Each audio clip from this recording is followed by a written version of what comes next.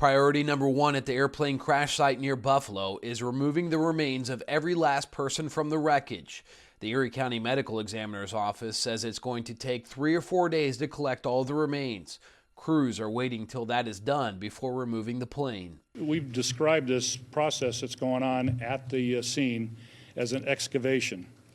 And that's truly what it is, because keep in mind there's an airplane that fell on top of a house, and they are now intermingled, and the house and the airplane are together. Officials say that early evidence shows both engines were working properly when the plane crashed. Even though the airplane data from the black box shows that the wings were being covered with ice, officials have not yet determined a cause.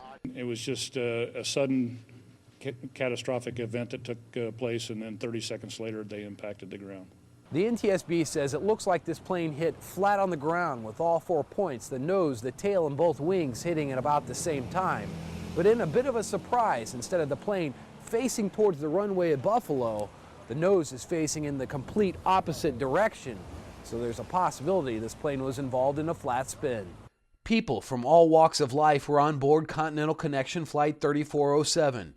Alison Desforges truly was making the world a better place. She was the lead advisor for Africa for the organization Human Rights Watch.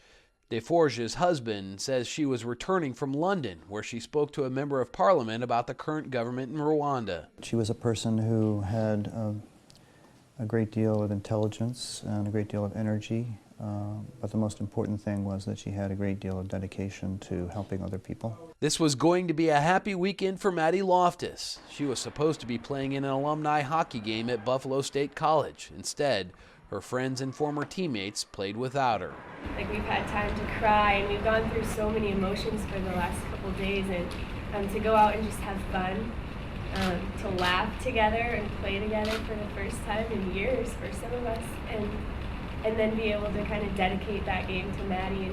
Authorities want to have the remains of all 50 victims removed from the wreckage before Wednesday because a snowstorm is in the forecast, and that could make the recovery effort much more difficult.